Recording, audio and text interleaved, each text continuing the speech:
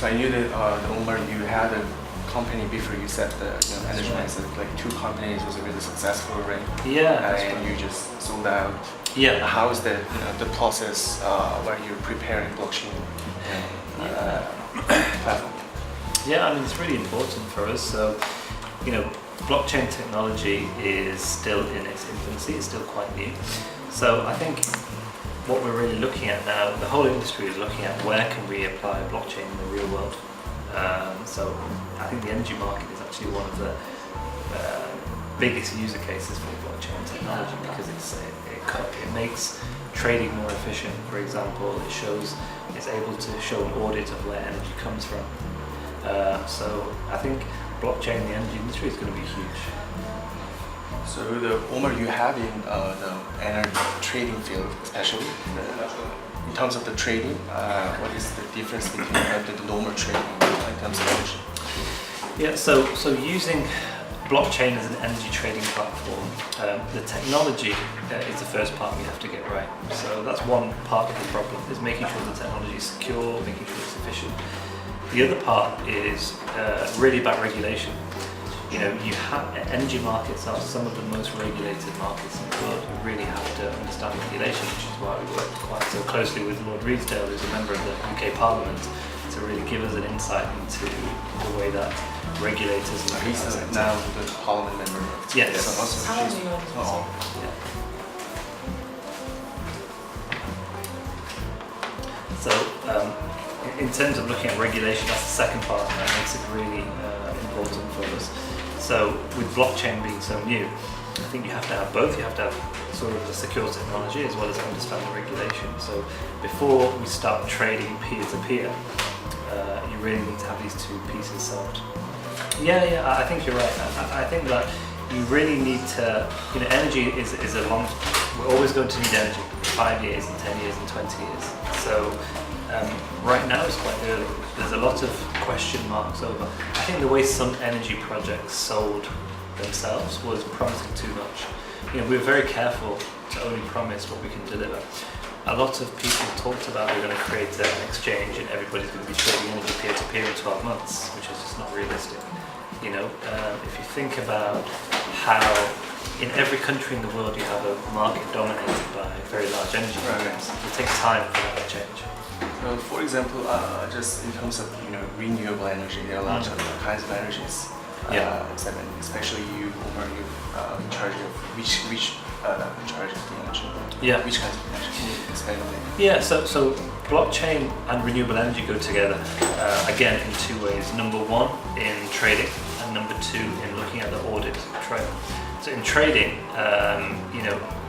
we're already seeing generation become decentralized. So people in lots of parts of the world, they already have solar panels or wind turbines, so they can start to generate energy. But they don't have anywhere to sell that energy. They're still selling that energy to the big supply companies. So blockchain will play a key part in creating a peer-to-peer market so that you don't necessarily need the energy company to play the same role. The other part really is looking at the audit trail, so looking at the traceability of energy. So for large corporations, where your energy comes from is really important. So a lot of big corporations say we have a target to source 100% green energy by 2020, for example. So how do you prove something is green? Because once a solar panel generates or a wind turbine generates, it goes onto the grid and it's all mixed up and you can't really trace it.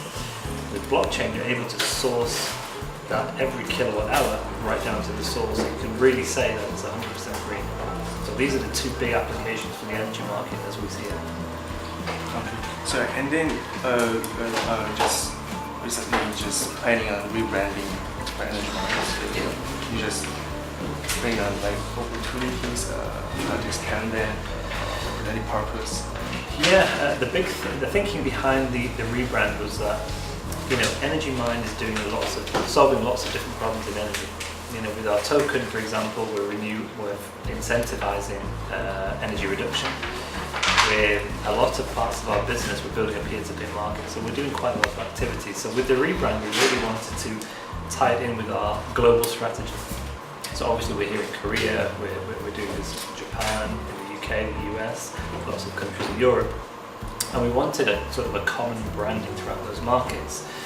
And the way I always describe it is that, you know, we want to think like a big company, a big corporation, and we want to feel like a serious company, but we want to retain the flexibility of a startup. I think that's kind of our biggest strength. So the rebrand really ties that all together and gives us that look and feel of what we're aspiring to. Okay, so the people who involved in the EnergiMine token, who bought them, how they can have some rewards through the EnergiMine tokens, because a lot of the companies just have an infrastructure of that, but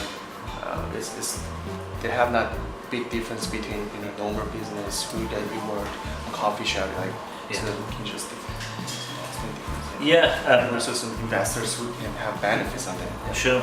Yeah, absolutely. So I think the idea behind energy token is to reward energy saving. So we're trying to change the argument from a moral argument to a financial argument. So a really good example is the hotel that we're in right now. Okay, we have a partnership with this hotel. It's the first one in the world that will be issuing energy tokens as a reward. Cappuccino.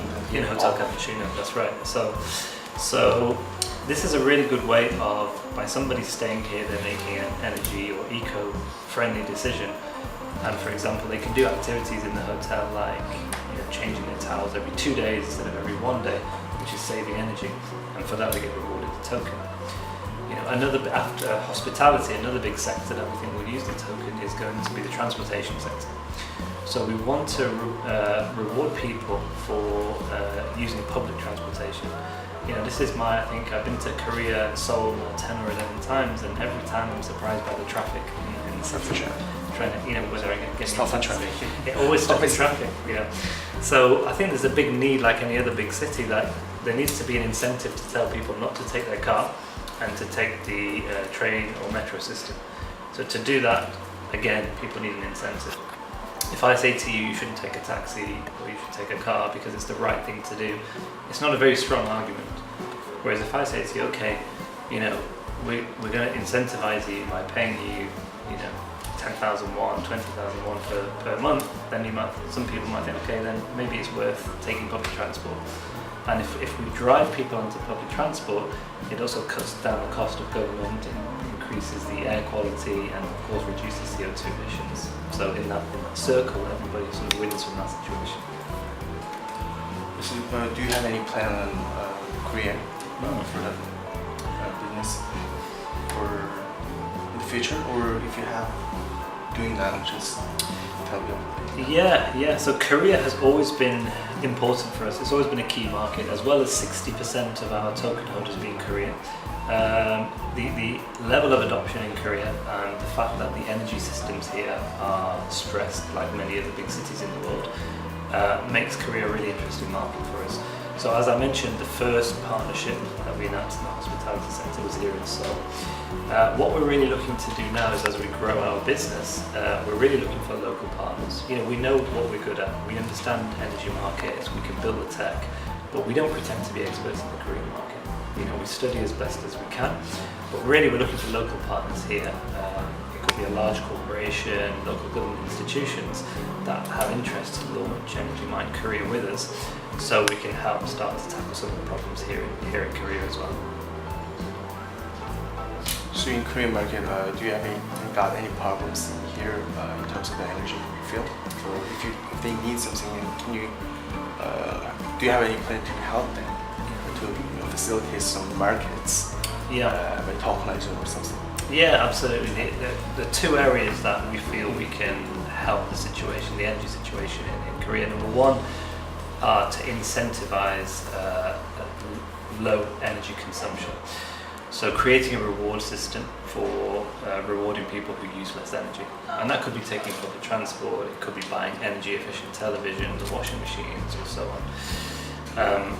The second area really is, so far we've been a software company. You know, we've been developing software for 2 years in EnergiMine. We're just about to make a move into the hardware sector for the first time, which we're announcing now. And we've created our own smart plugs. So these smart plugs act as a smart meter, so they measure how much energy individuals are using. They can fit in any regular energy, electrical socket.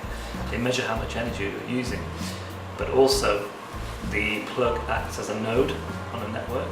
So we're building a distributed supercomputer, which is used for data processing. So as a guide for you, data processing at the moment uses about 3% of global electricity. In the next 7 years, it will use 20% of the world's electricity. So it's a huge, huge problem that is coming. So if you imagine trillions of IoT devices, we're going to have a real problem with energy consumption and the processing data. So with our smart plugs are between 30 and 55% more efficient than used to process data, which means the cost of processing that data is greatly reduced. So this is the kind of project that is much bigger than anything we've tackled before.